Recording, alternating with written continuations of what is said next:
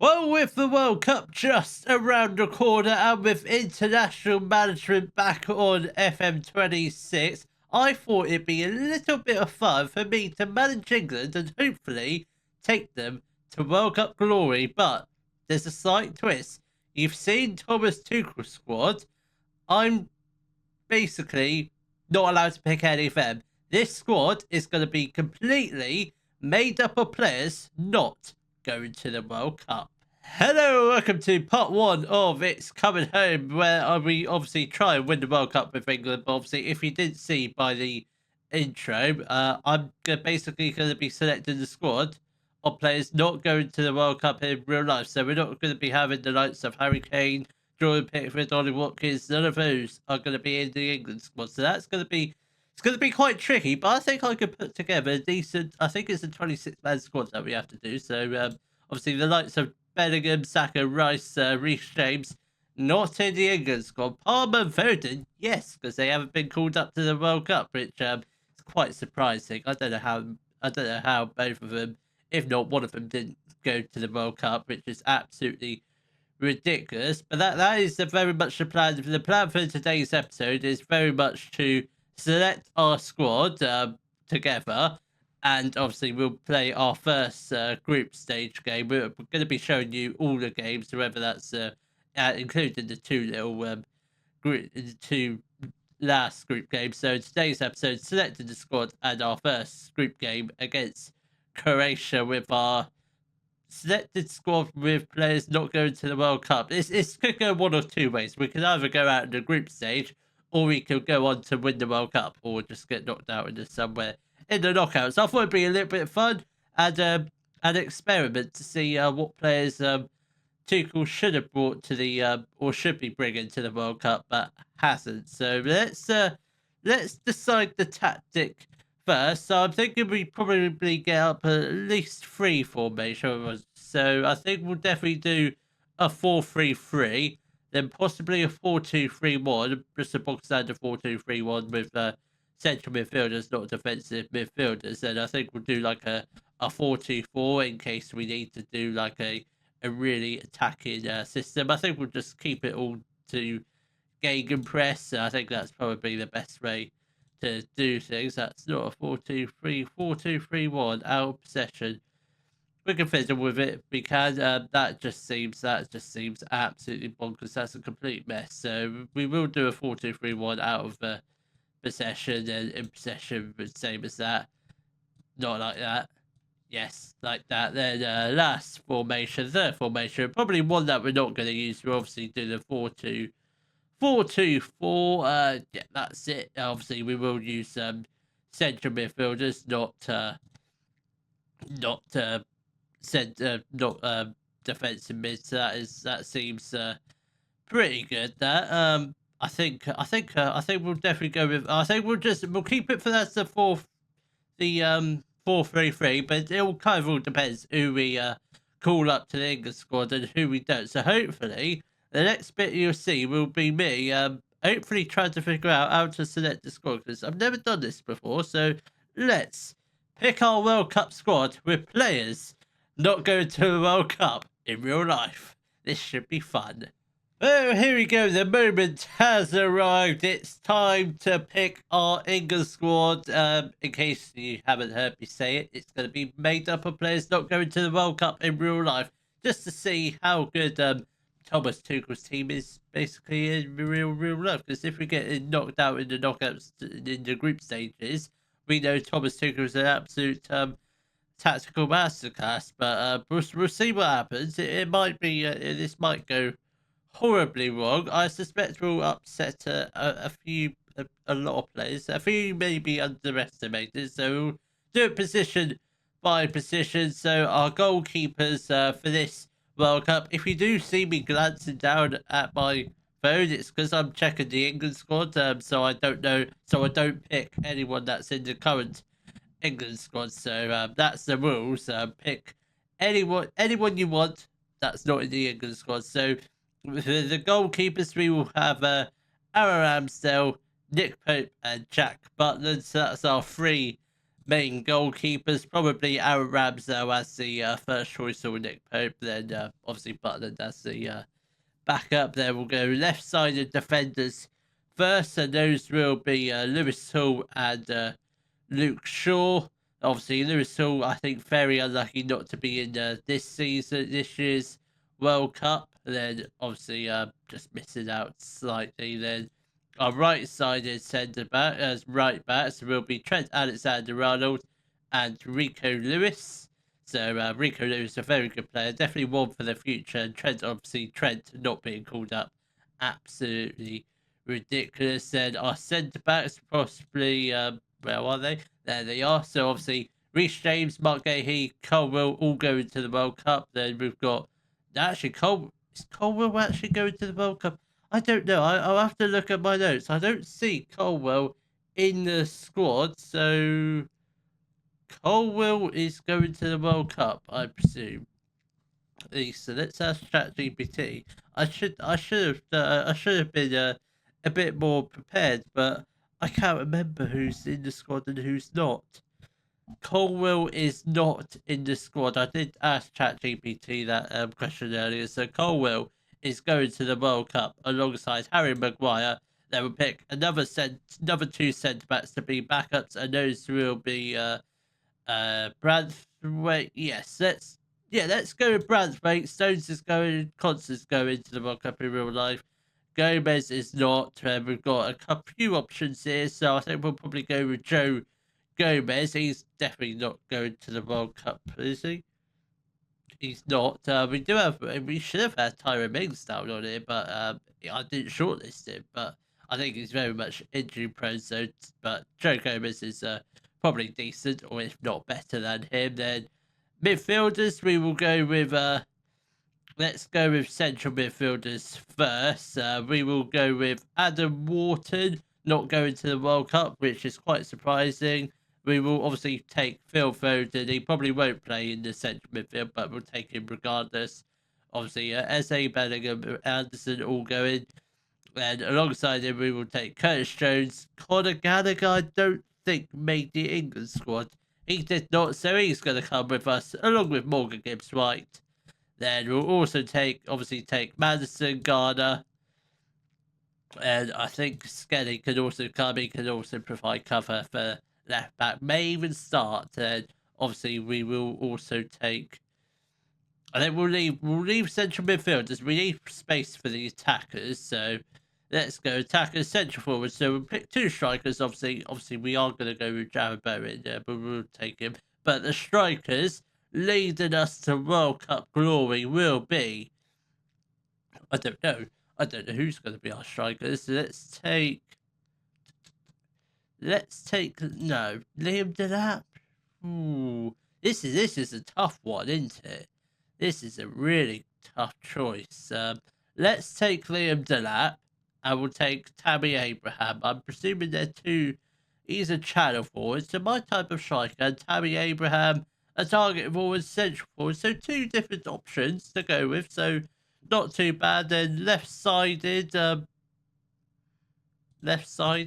attacking midfielders. So on the left, we will obviously have Cole Palmer, obviously not going to the World Cup, but in real life, which is absolutely ridiculous. Then his partner in crime, obviously, we'll pick Jared Bowen for the right-hand side. So we've got Palmer and Bowen. Then alongside Jack Grealish, which I can't forget about him.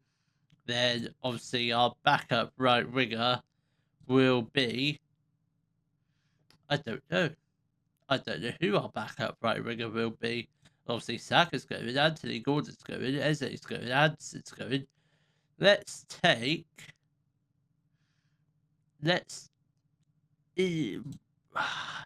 Rio Nugrohoma. Is he going to go to the World Cup? I don't think so. So with that in mind, I think we will personally take. I mean, what side is he to begin with? He is capable of playing on both sides. Obviously, he won't play week in, week out. Not that there's many games to play in.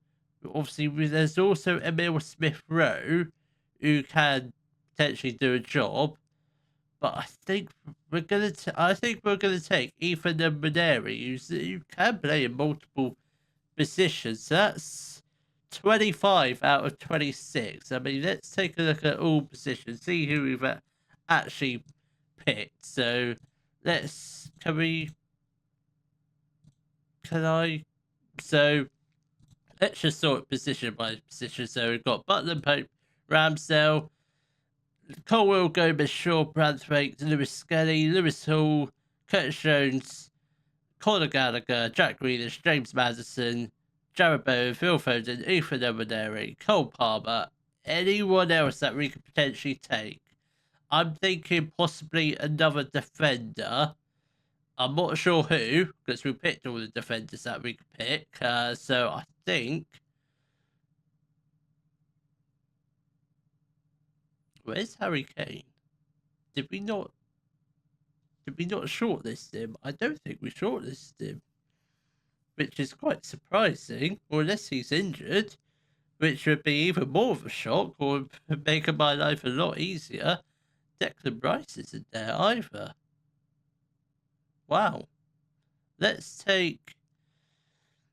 You know what? Just purely based on the experience, let's take Rio, and he can come to the World Cup with us. So that's confirmed. That is our squad all complete. So yeah, shock at Nugahoma, England call, Kane out of England.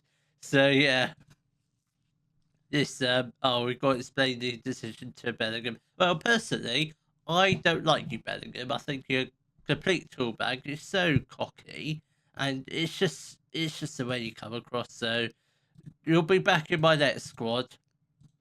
Not that there is a next squad, because I'm retiring at the end of the World Cup, but that is our World Cup squad all complete. So that is it's gonna be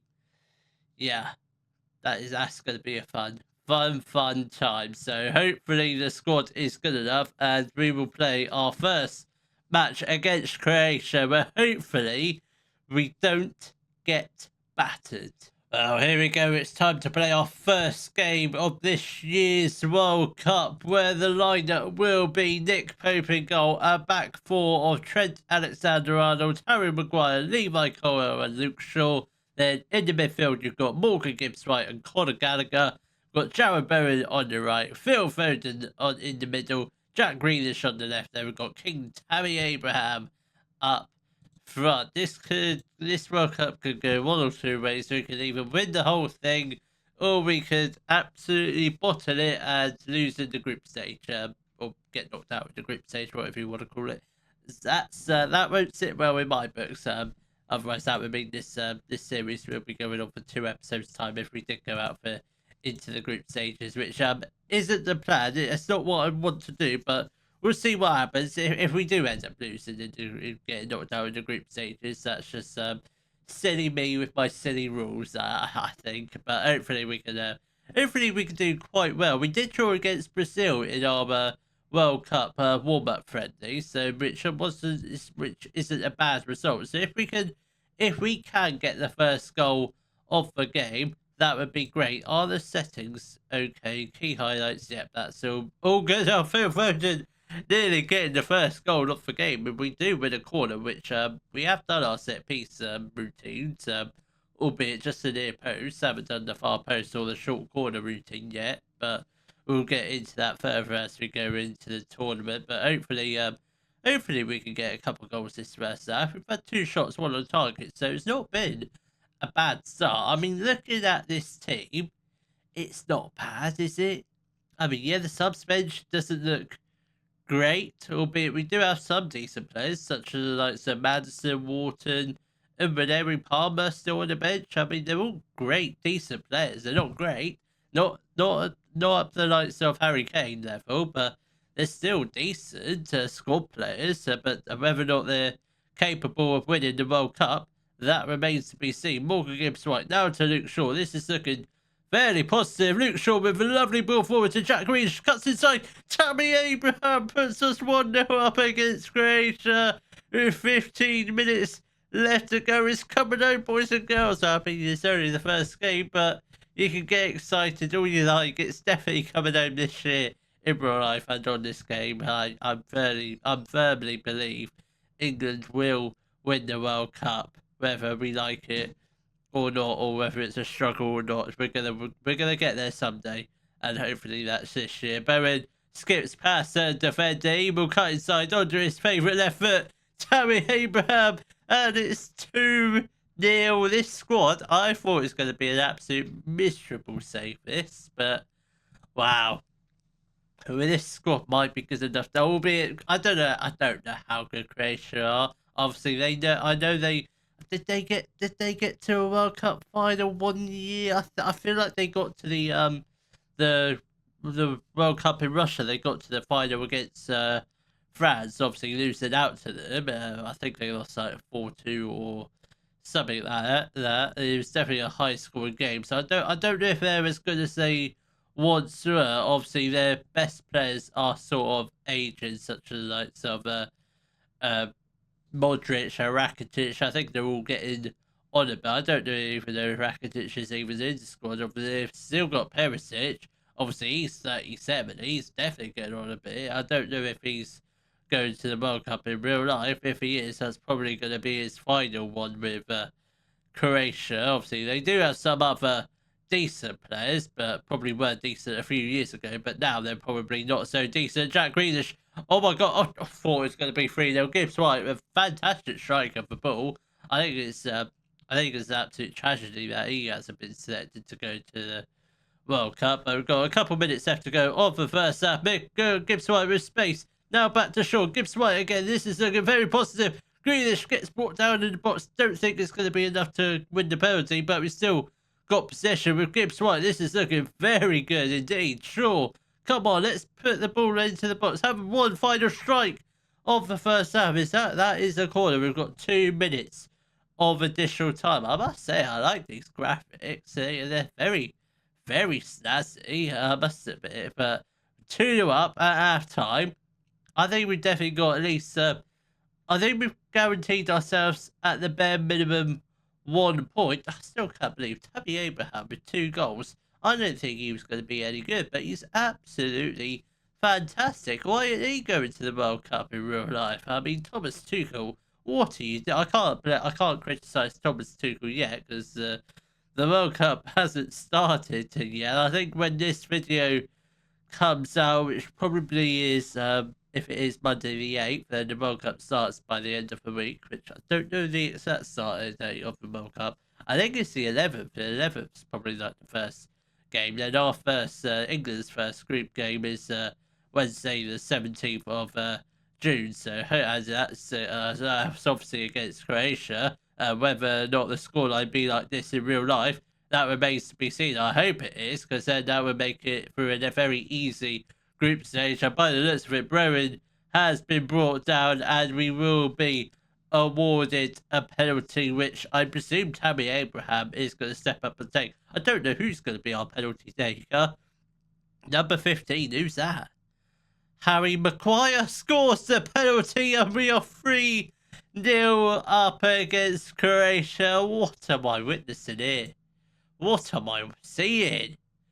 If this, I mean, the other 2 games, Ghana and Panama, I mean, they're very much wins.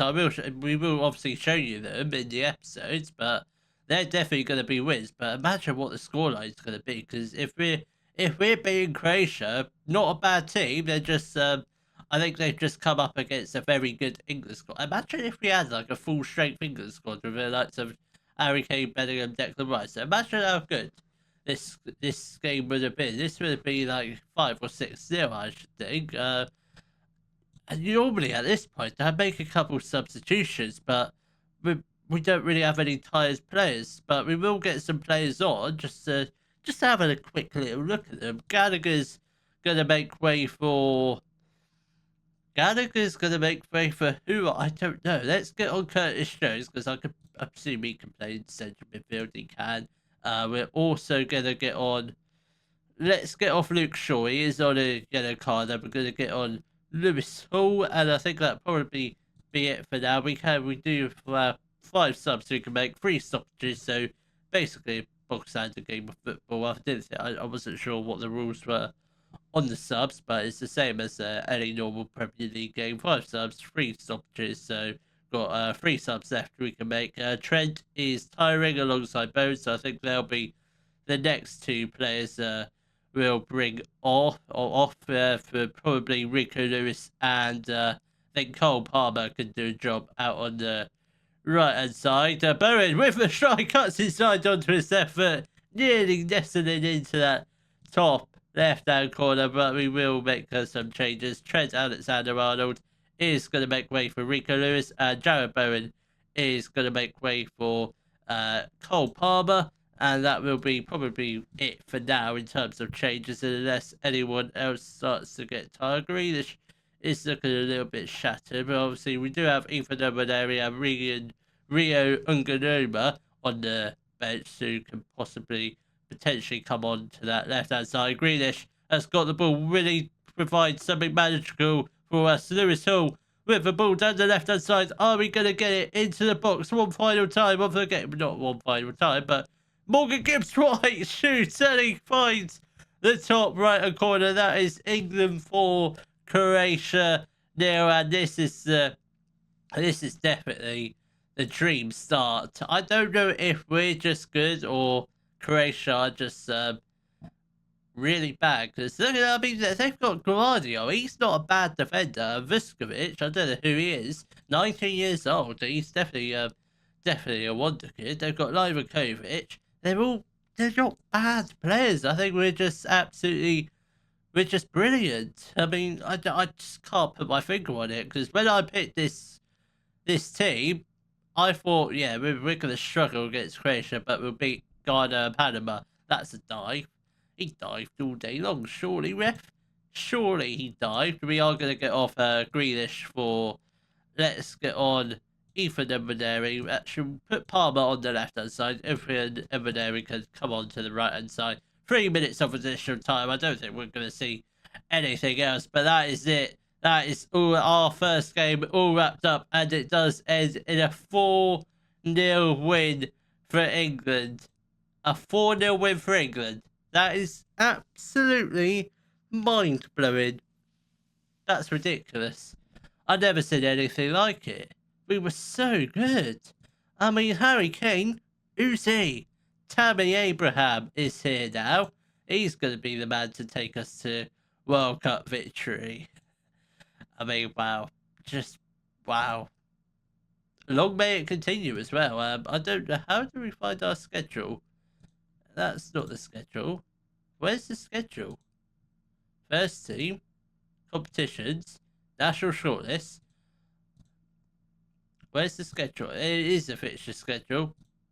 Nope, it is the fixture schedule. I'm still learning the buttons. We're 6 months into the game, but a 4-0 win. And when's that leave us? I presume they haven't played, Ghana and Panama haven't played just yet, but I don't think there's any cause for concern. Belgium possibly, but Norway, I don't think there's any concern for any major blips for any teams.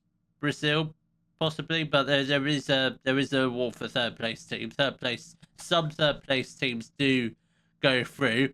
I just hope we're not one of them, and I don't think we will be. But I will see you all in the next episode, where we will wrap up the group stage and hopefully get qualification through to the knockouts, hopefully finishing in first, and our last group games will be up against Ghana and Panama. If you have enjoyed today's video, please give it a thumbs up, subscribe to the channel for more Daily Football Manager videos, and thank you very much for watching.